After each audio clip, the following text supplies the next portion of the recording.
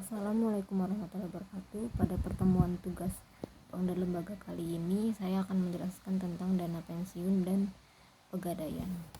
Yang pertama, sebutkan program-program yang ada di dana pensiun. Jelaskan dan beri contohnya. Pertama, program pensiun iuran pasti atau PPIP adalah program pensiun yang iurannya ditetapkan dalam peraturan dana pensiun dan seluruh iuran beserta hasil pengembangannya dibukukan pada rekening masing-masing sebagai manfaat pensiun. Contohnya seperti dana pensiun pemberi kerja dan dana lembaga keuangan. Kedua, program pensiun manfaat pasti atau PPMP adalah program pensiun yang manfaatnya ditetapkan dalam peraturan dana pensiun atau program pensiun lain yang bukan merupakan program pensiun iuran pasti.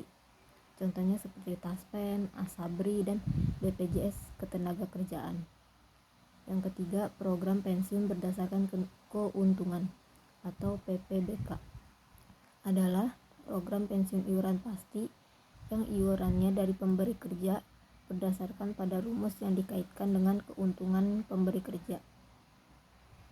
Soal kedua, dari mana saja sumber iuran pensiun dan sebutkan cara perhitungan batas iuran maksimum menurut Keputusan Menteri Keuangan RI nomor 2030 KMK 017 tahun 1993. Yang pertama, iuran pensiun.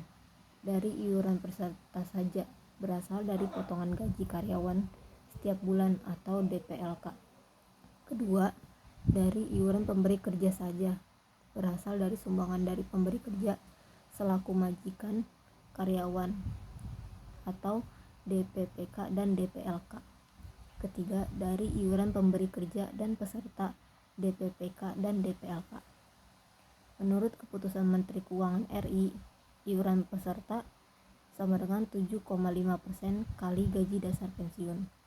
Sedangkan iuran kerja sama dengan 12,5% kali dasar gaji pensiun. Sedangkan jumlah iuran yaitu 20% dikali gaji dasar iuran. Soal ketiga, jelaskan asas pengelolaan dana pensiun tersebut. Yang termasuk dalam asas pengelolaan dana pensiun antara lain kebersamaan, keadilan, dan kesederhanaan. Soal keempat, sebutkan ciri-ciri lembaga gadai dan jenis barang apa saja yang dapat diterima sebagai jaminan. Ciri-ciri lembaga gadai yaitu terdapat barang-barang berharga yang dapat digadaikan. Kedua, nilai jumlah pinjaman tergantung nilai barang yang digadaikan. Ketiga, barang yang digadaikan dapat ditebus kembali.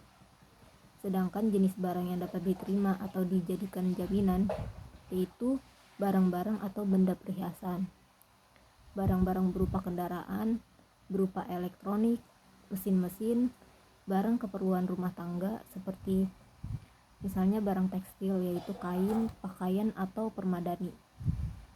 Sedangkan barang pecah belah.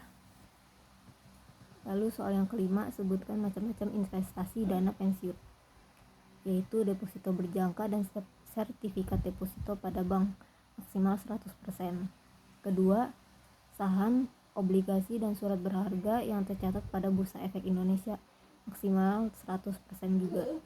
Tiga, surat berharga pasar uang atau SPBU maksimalnya juga 100%.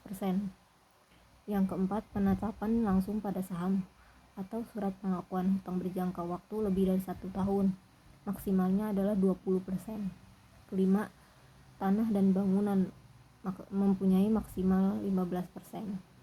Sekian penjelasan pada video kali ini. Wassalamualaikum warahmatullahi wabarakatuh.